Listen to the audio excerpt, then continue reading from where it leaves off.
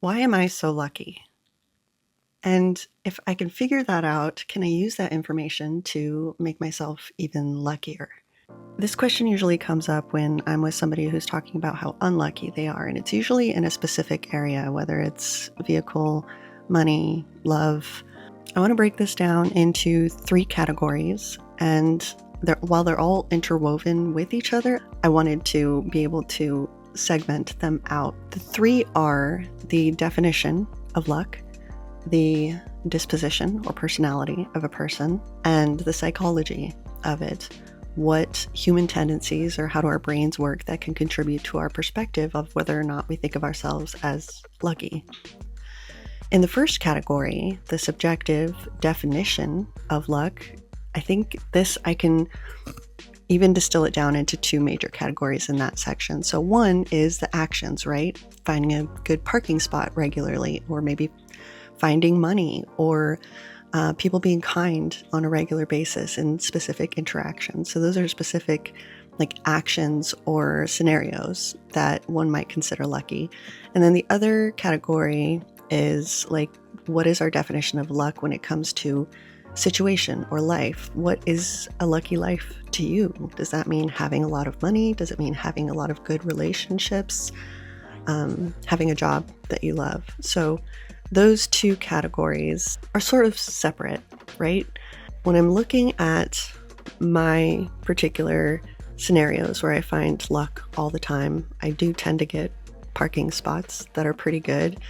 I have pretty positive interactions with people in general, and I'm lucky with money. Sometimes money just comes from really unexpected places, and it's lovely. Overall, I do view myself as a pretty lucky person. So the conversation about this specific part, I feel like, is very short because we all have our own definitions and idea of what lucky is. The second 2 parts, the psychology of it and the disposition or personality of it, I think these 2 pieces can be sort of trained. And this is where I try to really amp my skill in these areas so that I can try and become even more lucky. So when it comes to the psychology of it, there is this thing that our brains do. It's called confirmation bias. We believe something in general, we tend to look for evidence that supports that already instilled belief. So this can have to do with politics, with luck, with anything, basically. So I can't ever remember thinking that I wasn't lucky.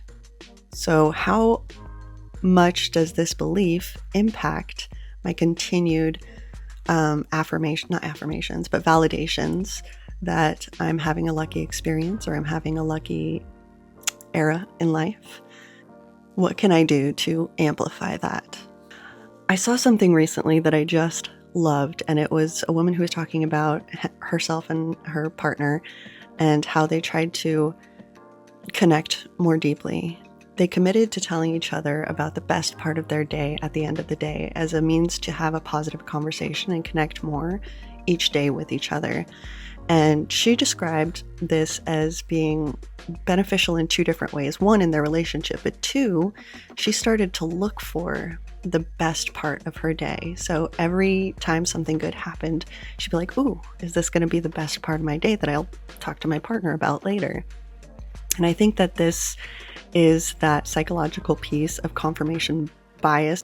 It reminds me of when somebody's looking to buy a vehicle and suddenly they start to see that vehicle everywhere. It's not because those weren't there before, or there's not a plethora of other vehicles that are around and they're seeing regularly, but because it's prominent in their mind and they're thinking about it, their mind sort of looks for that vehicle in particular.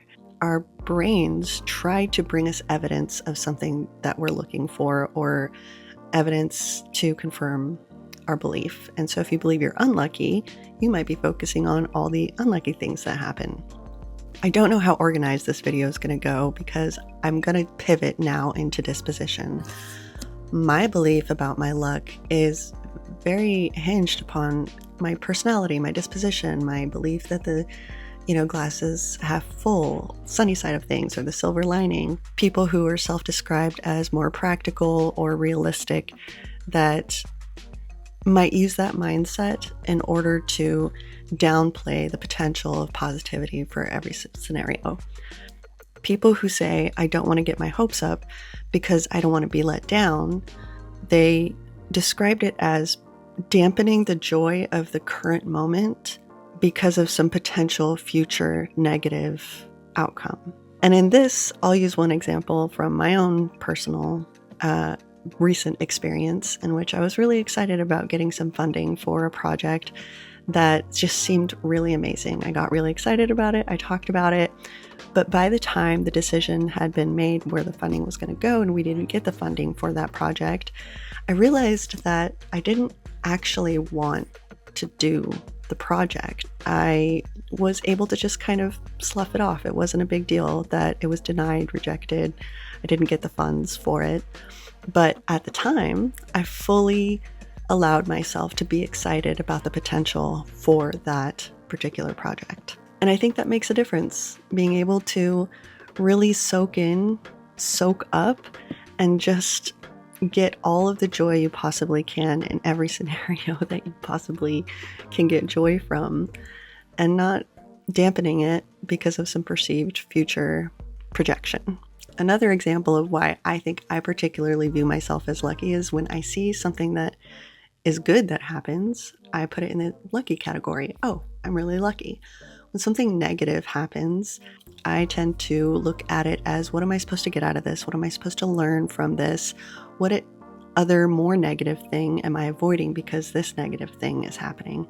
If you've ever heard of the burnt toast theory, I was thinking like that long before I had a name to give it. So the burnt toast theory is basically somebody getting ready to leave. They make some toast, but because it burns, they're delayed a little bit. And that inconvenience and frustration ends up being a positive thing, because if they had left on time, they avoided a larger, more negative situation that might have happened, whether that's getting pulled over by a cop or, getting into a car accident.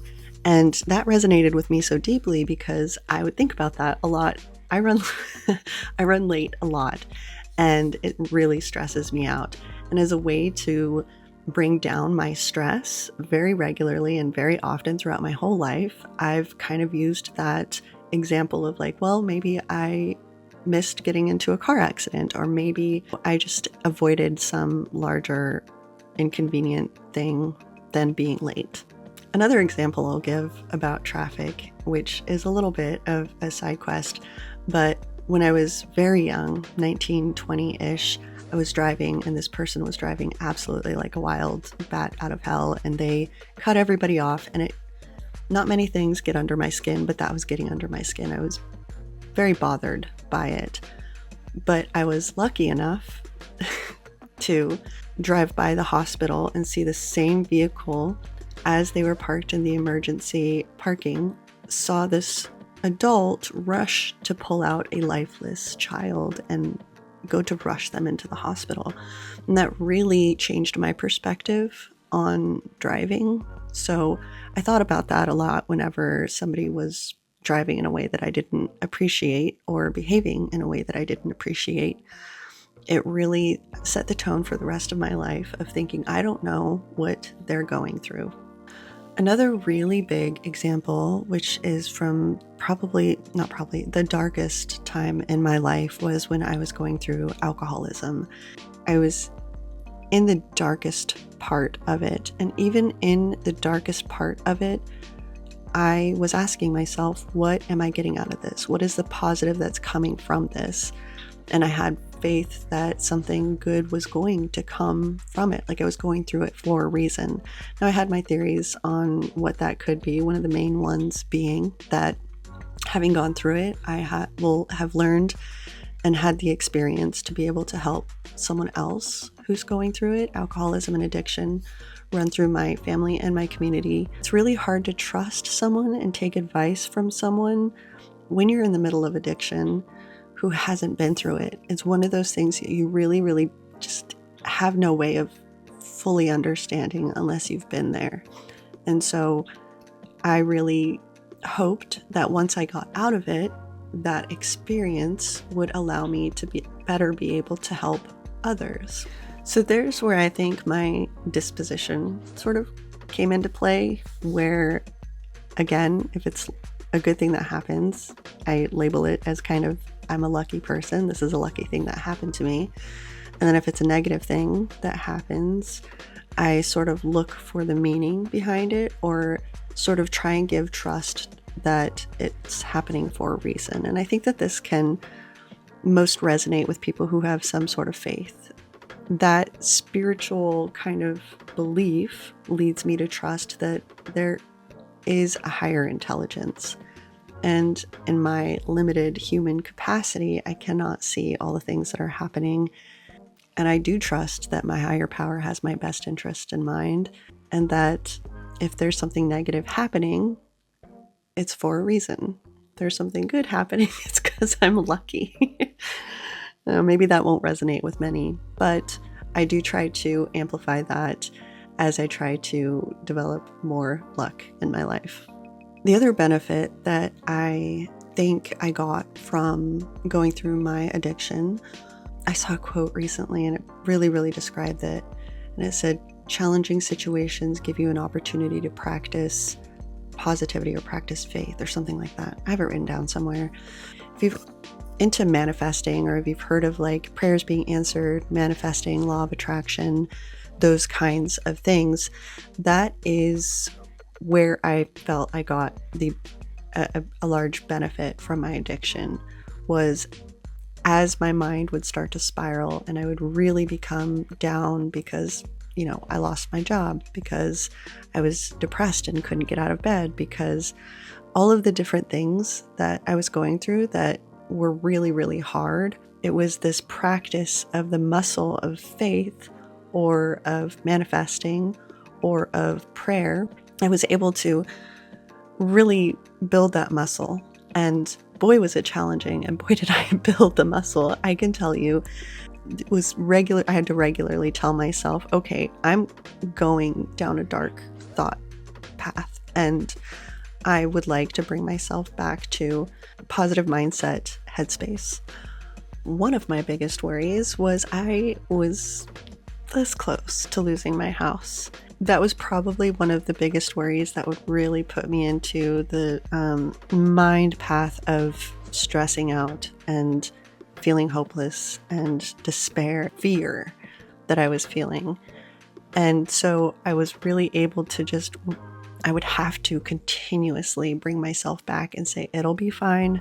I'm going to be fine. I'm manifesting that this isn't going to happen. But it was the one time that I spoke to my higher power. And most of my life, I am very willing to go the hard, short path, and I ask for it regularly. This was the one scenario where I spoke to my higher power and I said, if there is an option to go maybe the longer route in order for me to keep my house, I would really, really, really love to keep my house. What I can say is I did build that muscle. I did continuously have to try and do those things and bring my attention back to what I wanted from life. And it worked out. Honestly, it worked out in the most,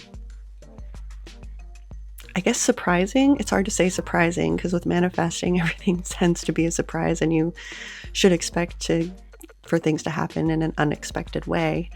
But everything that I was hoping for and manifesting came to be. In that sense, there may be other positives that have come out of that dark part of my life. But the two main things that I know came out of it that were positive is, one, I am able to help others who are in addiction.